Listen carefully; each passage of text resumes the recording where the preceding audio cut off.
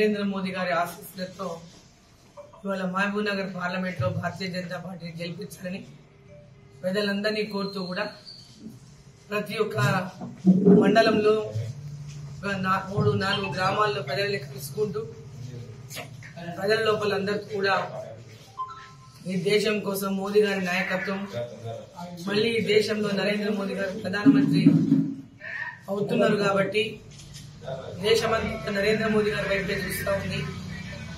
దేశమంతా నరేంద్ర మోదీ గారి మళ్ళీ ప్రధానమంత్రి ఉండాలని కోరుకుంటున్నారు. ఈ దేశం కోసం, ఈ దేశ ప్రజల కోసం, దేశంలో మన పిల్లల భవిష్యత్తు కోసం, మన భవిష్యత్తు కోసం, ఈ దేశంలో ధర్మం 4 పాదాలుగా నడవడం కోసం ఈ దేశం ప్రజలందరినీ కూడా నేను కోరుతా ఉన్నా. ఈ యొక్క పార్లమెంట్ ఎన్నికలు దేశం కోసం జరుగుతున్నటువంటి ఎన్నికలు. ఢిల్లీలో ఎవరు అధికారంలో ఉండాలని జరుగుతున్నటువంటి ఎన్నికలు. ఈరోజు కేంద్రంలో అధికారంలో ఉన్నది నరేంద్ర మోదీ గారే, రేపు మళ్లీ వచ్చేది నరేంద్ర మోదీ గారే.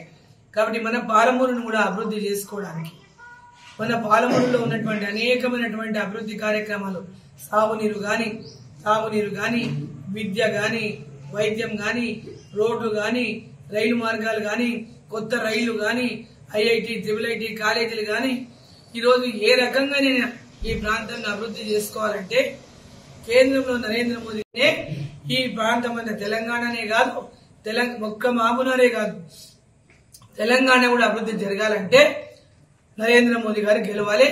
కేంద్రంలో నరేంద్ర మోదీ గారు గెలవాలి, ఇక్కడ డీకే అరుణమ్మ గెలవాలి. అప్పుడే ఈ యొక్క రాష్ట్రం అభివృద్ధి, మన పాలమూరు అభివృద్ధి సాధ్యమవుతుంది. రేవంత్ రెడ్డి గారు చెప్తున్నారు, ఏం చెప్తున్నారు? తనని గెలిపియాలని, తనను గెలిపిస్తేనే అభివృద్ధి జరుగుతుందని, తనను గెలిపిస్తేనే రైలు మార్గాలు వస్తామని. రైలు మార్గాలు వచ్చేది కేంద్ర ప్రభుత్వం నుంచా, రాష్ట్ర ప్రభుత్వం నుంచా, మొట్టమొదటిగా ప్రజలందరూ గమనించాలని చెప్పి నేను కోరుతున్నా.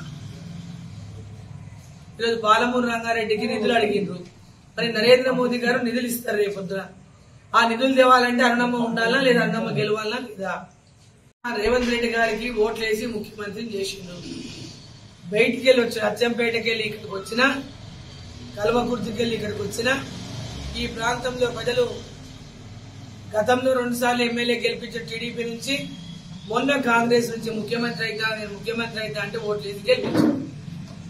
నేను ఈ ప్రాంత ప్రజలను ఒకటే కోరుతున్నా, మీరు గెలిపించింది ముఖ్యమంత్రిని చేసి, ఇప్పుడు ఆయన చేయాల్సింది ఏంది? మీకు ఇచ్చినటువంటి 6 గ్యారెంటీల మాట నిలబెట్టుకున్నారే. అది నిలబెట్టుకున్నాకనే ఓటు అడగాలి. ఈ ఓటు కేంద్రం కోసం, నరేంద్ర మోదీ గారు ప్రధానమంత్రి అవ్వడం కోసం. ఈ ఓటుకు కాంగ్రెస్ పార్టీకి ఎలాంటి సంబంధం లేదు. ఈ ఎన్నికల్లో కాంగ్రెస్ పార్టీకి వేసే ఓటు కాదు. ఈ ఎన్నికల్లో దేశంలో కాంగ్రెస్ పార్టీ లేదు. రాహుల్ గాంధీ ప్రధానమంత్రి అయ్యేది లేదు. రాహుల్ గాంధీ యూపీ నుంచి పారిపోయి కేరళకు పోయిండు. కేవలం మీరు రాజకీయాలు ఎదగనికనే ఈ ప్రాంతాన్ని ఎంచుకున్నారు. ఈ ప్రాంతానికి మీరు చేసింది ఏమీ లేదు, రేపు చేసేది కూడా ఏమీ లేదు. కేవలం ఎన్నికల చిమ్మిక్కులు తప్పితే మీరు చేసేది కూడా ఏమీ లేదు. నువ్వు కాదని మళ్ళీ ఇప్పుడు కల్వకుర్తికి ఇంకో తొలికొచ్చినావు.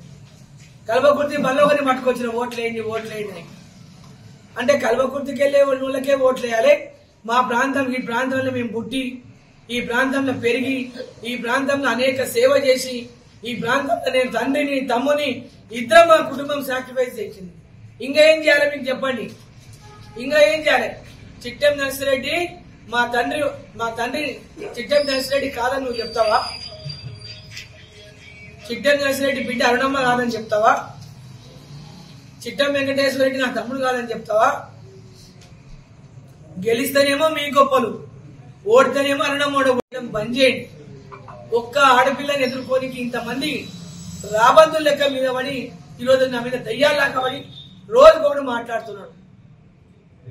నేను పాలమూరు ప్రజల్ని కోరుతున్నా, ఈ మహబూబ్నగర్ పార్లమెంటు ప్రజలందరినీ కోరుతున్నా, అదేవిధంగా కొడంగల్ నియోజకవర్గంలోని ప్రజలంతా కోరుతున్నా, ఈ ప్రాంతం యొక్క అభివృద్ధి కోసం ఈ ప్రాంతం బిడ్డని గెలిపియండి, పాలమూరు బిడ్డని గెలిపియండి, పాలమూరుకు సేవ చేసే అవకాశం కల్పియండి. 2 సార్లు ఓడిపోయినా ఈసారి గెలిపియండి.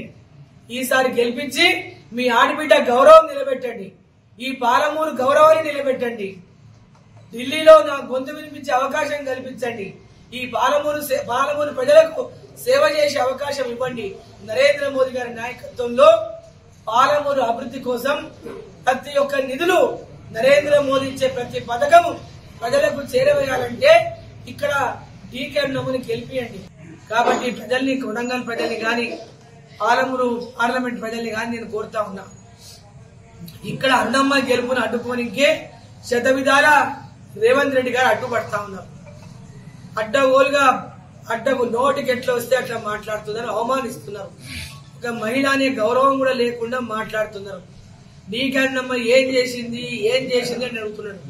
నేను ఒకటే అడుగుతున్నా, రేవంత్ రెడ్డి గారు, నేను ఏం చేసినో నా ఎంబడరా, నీవిడ కొడంగల్లో నిలబడి నువ్వేం చేసినావో నువ్వు చూపి, డీకే అన్నమ్మ గద్వాల ఎమ్మెల్యేగా ఉండి ఏం చేసిందో డీకే అన్నమ్మ చూపిస్తుంది.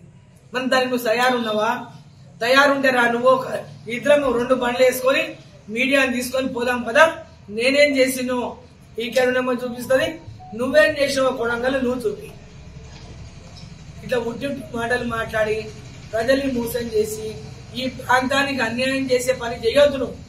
ఎందుకంటే ఈ ప్రాంతం వాళ్ళ కోసం మరి మీ అక్క, చెల్లె అందరూ, మీ ఇంటి ఆడబిడ్డ, మీ ఇంట్లో మీ అక్క నిలబడింది, మీ ఇంట్లో మీ చెల్లె నిలబడింది, చిన్నపిల్లలు మీ ఇంట్లో మీ తల్లి నిలబడింది అని భావించి మరి పాలమూరు బిడ్డని గెలిపించాలని మిమ్మల్ని అందరూ కూడా చేతులైతే నమస్కారం చేసి కోరుకుంటున్నా.